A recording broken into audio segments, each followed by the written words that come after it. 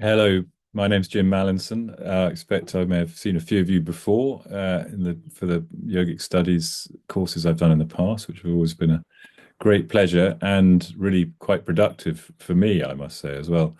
Um, I am the Bowden Professor of Sanskrit at the University of Oxford. I have spent a very long time researching the history of yoga. I started my DPhil, doctoral studies in Oxford in 1995, and I'd already spent quite a lot of time in India and done a master's in anthropology, looking at yogis and so forth. So, yeah, I've been doing this for a very long time. But the exciting thing is that my ideas are really not fixed. And what I'm going to be talking to you about and with you, I look forward to dialogue in Yogic Studies Course 217, is a text that, to my embarrassment, I've just realized I've probably been working on for 30 years as well.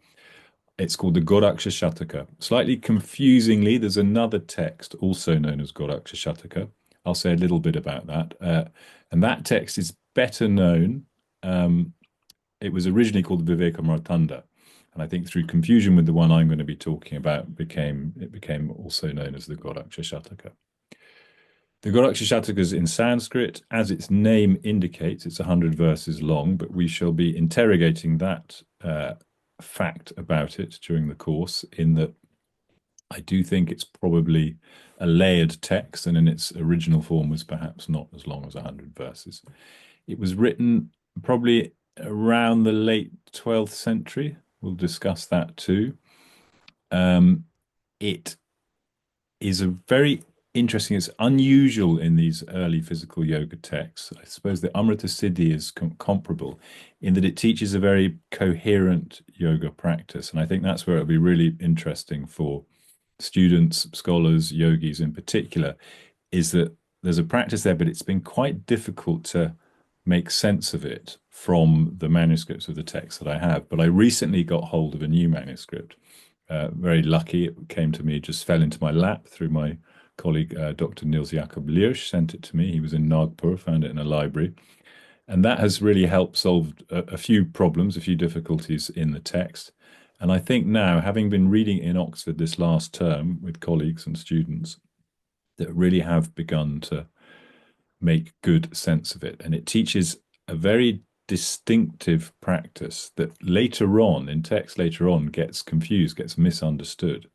So we'll be exploring that, making sense of that practice. And that practice, uh, very significantly, I've only just begun to realize this as I've explored the broader context, but I think this is quite possibly the very first text to teach the rising of Kundalini. That might seem quite an outrageous, bold statement, but really, as I've looked around, I don't think I can find anything earlier in which Kundalini goes up from the base of the central channel to the top. What's more, as well as teaching that uh, fruit of the practice, it teaches a very distinct way of making that happen using physical methods. They're pretty esoteric. I won't go into them now. You'll have to. I'll leave this tantalizing statement out there. So if you join the course, you will get to find out exactly how that is done.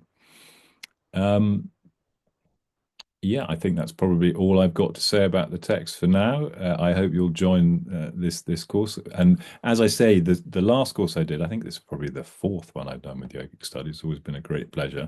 What a great outfit and great students. The last one I did was going through my critical edition of the Dattatreya Yoga Shastra, and really, I really benefited from reading it in this yogic studies platform because I gained some useful insights and I think probably changed some readings. And I even credited a few people in the published version of the text.